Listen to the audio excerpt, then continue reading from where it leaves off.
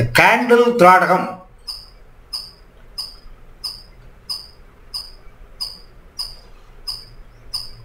Negative thinking stop ஆகிறதுக்காக, கான்சன்ட்ரேஷனை regain பண்ணுறதுக்காக, மெமரியை டெவலப் பண்ணிக்கிறதுக்காக, நெகட்டிவிட்டியை எடுக்கிறதுக்காக செய்யக்கூடிய பயிற்சி. இது சயின்டிஃபிக்காக சொல்கிறேன் நான். ஆன்மீகம் என்பது என்ன? ஆனால் இப்போ என்னன்னு கேட்டிங்கன்னா, ஆன்மீகத்தை சமுதாய வாழ்க்கைக்கு பயன்படுத்த ஆரம்பிச்சிட்டாங்க. Buy one take two free. ஆன்மீகத்தில் நிறைய பெனிஃபிட் இருக்குது. சமுதாய வாழ்க்கைக்கு தேவையானது நிறைய கிடைக்குது. இதை ஆன்மீகத்தை விற்கிறவங்க நிறைய பேர் கார்பரேட் குருமார்கள் இருக்காங்க உலகத்தில். ரிசார்ட் லிவிங் அவன் என்ன பண்ணுறான், அவன் கொடுக்குற பப்ளிசிட்டிலே நம்ம விழுந்துருவோம். யூடியூப்பில் 1008 வீடியோ போட்டிருக்காங்க. அவன் என்ன பேசுகிறான், ஆன்மீகத்தை பற்றி பேசவே மாட்டான். எது பேசுவான், நினைச்சதெல்லாம் நடக்கும், ஆகாயத்தை திறந்து விட்டு கொட்டும், உன் பொண்டாட்டி உன்னை விரும்புவா, எதோ பேசுகிறான், என்னென்னவோ சொல்லுவான். குடல் புண்ணு போயிடும், அது போயிடும், கேன்சர் போயிடும். ஒரு குரு ஒரு மாதிரி ப்ரொஜெக்ட் பண்ணி படத்தை பண்ணுறாங்க.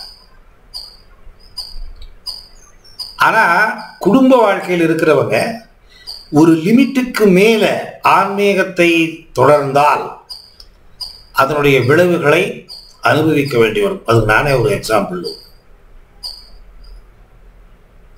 நான் ஒரு 33, 34, 35 வயசில் ஆன்மீகத்தை ஸ்டார்ட் பண்ணேன். என்னுடைய பர்சனல் டெவலப்மெண்ட்டுக்காக. மன அழுத்தம் இல்லை எனக்கு, ஆனால் எனக்கு ஏதேதோ தொந்தரவு உடம்புல, இதுலெல்லாம். அது யாரோ எனக்கு சொன்னாங்க, நீ ஸ்பிரிச்சுவலுக்கு போ, எல்லாம் போயிடும் அப்படின்னு. குருவே இல்லை. புஸ்தகத்தை வாங்கி படித்து பண்ண ஆரம்பிச்சிட்டேன். கடைசியில் ராமகிருஷ்ண மடத்தில் எனக்கு தீட்சை கொடுத்தாங்க. அந்த ஜபமாலையை வச்சுக்கிட்டு தியானம் பண்ண ஆரம்பித்தேன், ஜபம் பண்ண ஆரம்பித்தேன். இது என்ன பண்ணிச்சோ ஏது பண்ணிச்சோ தெரியல, எக்கச்சக்கமாக ஏதேதோ அனுபவம். இந்த தண்ணி அடிக்கிறவனுக்கு ஒரு பெக் அடித்தா ஃபஸ்ட்டு குஷி, அப்புறமா 2 பெக்கு, அப்புறமா குவார்ட்டரு, அப்புறமா ஆஃபு. அந்த மாதிரி இது இழுத்துக்கிட்டு எனக்கு எக்ஸ்ட்ரீம் லெவலுக்கு இழுத்துக்கிட்டு போயிடுச்சு. கைடு பண்ணுறவனே இல்லை. இது சரி தப்புன்னு எனக்கு தெரியல. 3 தடவை வீட்டு விட்டு ஓடி போயிருக்கேன். வயசுக்கு வந்த பசங்க படிச்சிட்டு இருக்காங்க, அவங்க படிப்பு இன்னும் முடியல.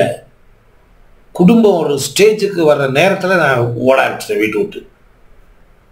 எனக்கு தெளிவு கிடைச்சிருச்சு, ஒன்றுமே இல்லை இதில். இந்த பொண்டாட்டி பக்கத்தில் படுத்துக்கிட்டு தொந்தரவில் மாட்டிக்கிட்டு, இதுதான் தன்னறிவு. தெரிய வந்துருச்சு எனக்கு, ஒன்றுமே இல்லை இங்கேன்னு. இந்த குடும்ப வாழ்க்கையில் ஒன்றுமே இல்லைங்கிற எப்போ புத்தி வருது, இது எல்லாமே நமக்கு பேஜாராகிடும். இந்த 3 தடவையும் இழுத்து கொண்டு வந்து திரும்பியும் குடும்பத்தில் போட்டான். 57 எனக்கு தெளிவு கிடைச்சது. அதுதான் உண்மையான அறிவு. வெளியே போக வேண்டிய அவசியம் இல்லை. இங்கே இருந்துக்கிட்டே நமக்கு என்ன வேணுமோ அதை தேடலாம், அதை சாதனை பண்ணலாம் அப்படிங்கிற அறிவு எனக்கு வந்தது. பொண்டாட்டியோட தான் இருக்கேன்.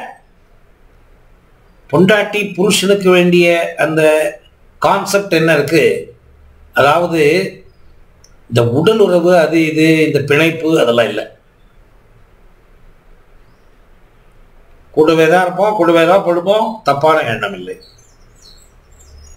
எனக்குன்னு என்ன டியூட்டி கொடுத்துருக்குற அந்த டியூட்டியை பண்ணிட்டு இருக்கேன்.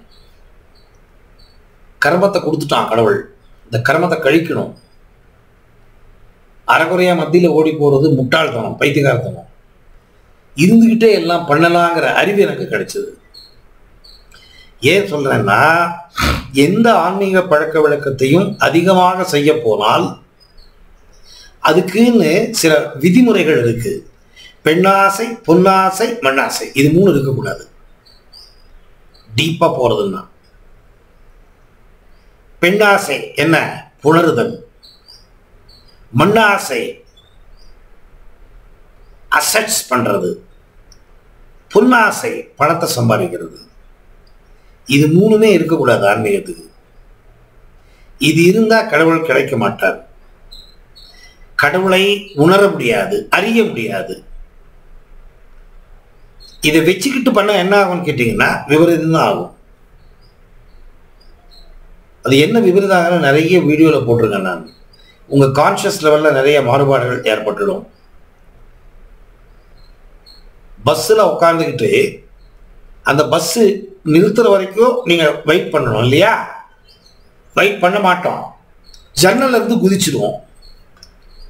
என்னடா பஸ் ஓடிட்டு இருக்கு 60-70 கிலோமீட்டர் ஸ்பீட்ல, அது ஜன்னல் கதவுல இருந்து குதிக்கிறியே, தரகளை மண்டை உடைஞ்சா என்னடா ஆகும்? நமக்கு என்ன பண்ணணும்னே தெரியாது. அந்த மாதிரி பைத்தியம்னு இல்லை, கான்சியஸை போயிடும். எதை பண்ணணும்னே தெரியாது.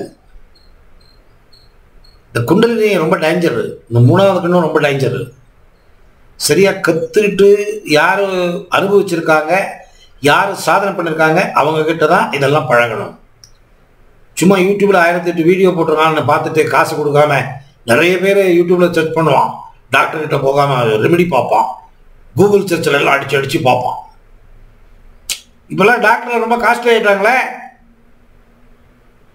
இங்கே இவன் கிளினிக் வச்சிருப்பான், அங்கே ஏதோ வேலை பண்ணிட்டு இருப்பான் பெரிய மல்டி ஸ்பெஷாலிட்டி ஹாஸ்பிட்டலில். இவன் உங்களை பார்த்துட்டு ரிப்போர்ட் கொண்டு வாம்பா, பார்த்துட்டு இது இங்கே உடஞ்சி போயிருக்குது, அது தைக்கல தான் போயிடுவோம்பா. பயந்துருவீங்க நீங்க. 2 லட்சம் 3 லட்சம் அறுத்துருவோம். அதனால ஜனங்களுக்கு பயம் வந்து என்ன பண்றாங்க, இந்த யூடியூப்பு கூகுள் சர்ச்சில் போட்டு அடிக்கிறாங்க, அடிச்சு அடிச்சு பார்க்குறாங்க. வெண்ணையை சாப்பிடவும், வெண்ணையை வெறுத்து விட, ஏதோ சொல்லுவான் அவன். அவனுக்கு வியூவர்ஷிப் வேணும், ஹிட் வேணும், அவனுக்கு உங்களுக்கு பிடிக்கிற மாதிரி பேசிடுவான். அவன் சொல்றதெல்லாம் பண்ண ஆரம்பிச்சிங்கன்னா கண்டிப்பாக மாட்டிப்போம்.